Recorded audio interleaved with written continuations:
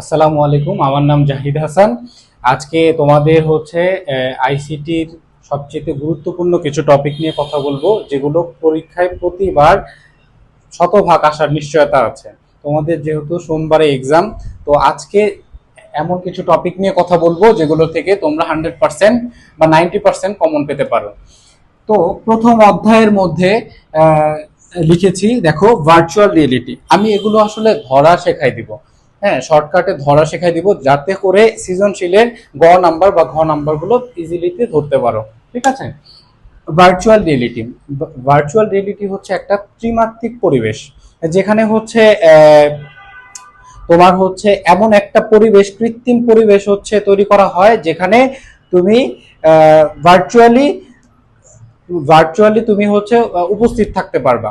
হ্যাঁ, এখানে তোমার যেমন দেখো, কম্পিউটারে কিছু প্রবলেম সলভিং, বা তোমার আর্মি প্রশিক্ষণ, তারপরে বিমান প্রশিক্ষণ। এক্ষেত্রে দেখবা কি, এই ভার্চুয়াল রিয়েলিটির সাহায্যে একটা কৃত্রিম পরিবেশ তৈরি করা হয়। সাপোজ যদি তোমার ভার্চুয়ালি যদি না করে তোমার ন্যাচারালি যদি একটা তোমাকে প্লেন দেওয়া হয়, তোমাকে যদি প্লেন চালানোর ব্যবস্থা করতে দেওয়া হয় বা প্রশিক্ষণ দেওয়া হয়, তখন তুমি কি করবে? ওটা ক্লাস করে দিবা, রাইট? কিন্তু ভার্চুয়ালি যদি তোমাকে একটা ককপিট তৈরি করে দেওয়া হয়, তাহলে তুমি কি করতে পারবা? প্লেনটা প্রশিক্ষণ করতে পারবা খুব ইজিলিতে।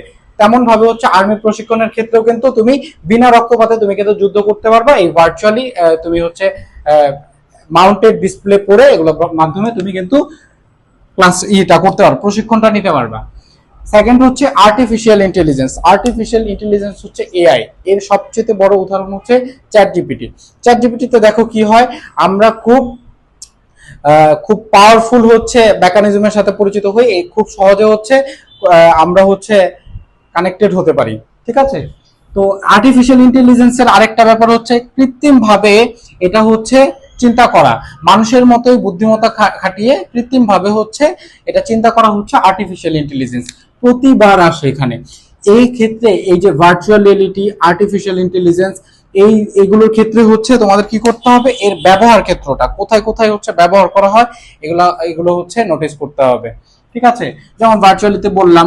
তারপর জেনেটিক ইঞ্জিনিয়ারিং। জেনেটিক ইঞ্জিনিয়ারিং একটা প্রাণী বা একটা উদ্ভিদের জিনোম আরেকটা প্রাণী বা উদ্ভিদে ট্রান্সফার করা। হ্যাঁ, যেমন জেনেটিক ইঞ্জিনিয়ারিং কোথায় ব্যবহার হয়, ব্যবহার ক্ষেত্রটা যদি দেখো, সাপোজ একটা একটা ধান বা গম, এটা উচ্চ ফলনশীল নয়।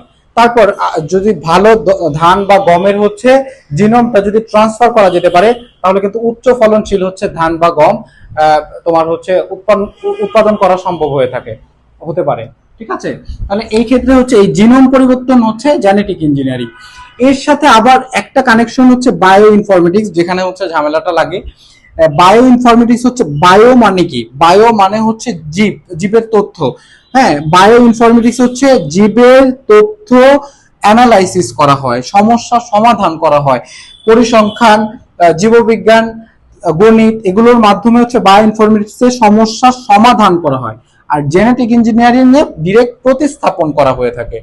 একটা উদ্ভিদের জিনোম আরেকটা উদ্ভিদের জিনোমে প্রতিস্থাপন করা হচ্ছে, বা একটা প্রাণীর জিনোম আরেকটা প্রাণীর জিনোমে প্রতিস্থাপন করা হচ্ছে। এটা ডিরেক্ট অ্যাকশন, আর এটা তথ্যটা অ্যানালাইসিস করা, সমস্যা সমাধান বের করা। ওকে। তা এই গেল জেনেটিক ইঞ্জিনিয়ারিং এবং বায়ো ইনফরমেটিক্স। ক্রায়োসার্জারি। ক্রায়োসার্জারি বিনা রক্তপাতের চিকিৎসা। সার্জারি মানে তো চিকিৎসা, তাই না? তাহলে অতি মাত্রায় ঠান্ডা প্রয়োগ করে যে চিকিৎসা পদ্ধতি অবলম্বন করা হয়, তাকে ক্রায়োসার্জারি বলা হয়। এটার আদর্শ মান -45 ডিগ্রিতে এই চিকিৎসা পদ্ধতি করা হয়ে থাকে। সাপোজ একটা শরীরের মধ্যে একটা আচিলা বা একটা টিউমার বা একটা তিল হলো, ঠিক আছে, বা ক্যান্সার, এক্ষেত্রে বিনা রক্তপাতে যে সার্জারি করা হয়ে থাকে তাকে কিন্তু ক্রায়োসার্জারি বলা হয়। মূলত ক্রায়োপ্রোব নামে একটা যন্ত্র আছে, এটার মাধ্যমে এই নাইট্রোজেন, আর্গন, হিলিয়াম, মিথেন, এই গ্যাসগুলো অতি মাত্রায় প্রয়োগ করে, -45 বা এর বেশি ডিগ্রিতে প্রয়োগ করে এই জায়গাটার কোষগুলোকে ধ্বংস করে ফেলা হয়। ফলে হচ্ছে এই জায়গাটা ফ্রিজ হয়ে যায়, পরে এই অসুস্থ কোষগুলোকে বের করে এটার চিকিৎসা করা হয়ে থাকে। এক্ষেত্রে কি সুবিধা হলো, কোনো রক্তপাত হলো না, কোনো হচ্ছে কোনো ক্ষতির সম্মুখীন হলো না, খুব ইজিলিতে চিকিৎসাটা করে ফেলা গেল। এই হচ্ছে ক্রায়ো সার্জারি। রোবোটিক্স কি? রোবোটিক্স হচ্ছে মানুষের মতোই কৃত্রিম মানুষের মতোই হচ্ছে যে চলাফেরা বা হচ্ছে কারখানার প্রশিক্ষণ বা হচ্ছে জটিল কোনো সমস্যা সমাধানের ক্ষেত্রে এই রোবোটিক্স ব্যবহার করা হয়। রোবোটিক্সে হচ্ছে রোবট সম্পর্কিত যে জ্ঞান বা যে বিজ্ঞান আছে, যে অ্যানালাইসিস, যে সমস্যা সমাধান করা হয়, এই রোবোটিক্স টপিকসটাতে করা হয়ে থাকে। এইভাবে তুমি সমস্যাগুলো ধরতে পারো। ন্যানো টেকনোলজি কি? দেখো এখানে হচ্ছে ন্যানো, ন্যানো মানে হচ্ছে ছোট। তাহলে যে স্কেলে আণবিক পর্যায়ে গবেষণা করা হয়ে থাকে, খুব ছোট মাত্রায় গবেষণা করা হয়ে থাকে, সেটা হচ্ছে ন্যানো টেকনোলজি। আজকে দেখো এই যে কম্পিউটার বা আধুনিক যে যন্ত্রাংশগুলো আছে, এটা ক্রমান্বয়ে ছোট হতে চলছে, খুব ছোট হয়ে যাচ্ছে। এটা কোন পদ্ধতিতে গবেষণা করা হচ্ছে? এটা হচ্ছে ন্যানো টেকনোলজি পদ্ধতিতে গবেষণা করা হচ্ছে। ন্যানো খুব আণবিক পর্যায়ে গবেষণা করে থাকে।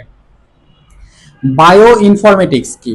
বায়ো ইনফরমেটিক্স হচ্ছে এই যে আবার বায়ো, বায়ো মানে ওই যে জীবের তথ্য। ইনফরমেটিক্স কি? তাহলে জীবের যে হচ্ছে তথ্যগুলো হচ্ছে শনাক্তকরণ করা হয়, সমস্যা বের করা হয়, এটা বায়ো ইনফরমেটিক্সে করা হয়। আগে যেহেতু বলেছি, এগুলো হচ্ছে তোমাদের এভাবে হচ্ছে ধরতে হবে, ছোট ছোট বিষয়গুলো দিয়ে ধরতে হবে। যেমন এই ভার্চুয়াল রিয়েলিটিতে তুমি একটা কিওয়ার্ড মনে রাখতে পারো, ত্রিমাত্রিক পরিবেশ। আর্টিফিশিয়াল ইন্টেলিজেন্সে হচ্ছে কৃত্রিম বুদ্ধিমত্তা সম্পন্ন। জেনেটিক ইঞ্জিনিয়ারিং এ মনে রাখতে পারো হচ্ছে এই জিনোম বা জিনের প্রতিস্থাপন। ক্রায়ো সার্জারিতে মনে রাখতে পারো অতিমাত্রায় ঠান্ডা প্রয়োগ করে বা গ্যাস প্রয়োগ করে। রোবোটিক্সে মনে রাখতে পারো যে মানুষের মতোই চিন্তা শক্তি এবং মানুষের মতোই হচ্ছে রোবট সম্পর্কিত যে জ্ঞানটা, নলেজটা থাকে। ন্যানো টেকনোলজিতে মনে রাখতে পারো অতিমাত্রায় ক্ষুদ্র ক্ষুদ্র ক্ষুদ্র হচ্ছে ব্যাপার নিয়ে কাজ করে। বায়ো ইনফরমেটিক্স হচ্ছে জীবের তথ্য সমস্যার সমাধান করে থাকে। ঠিক আছে।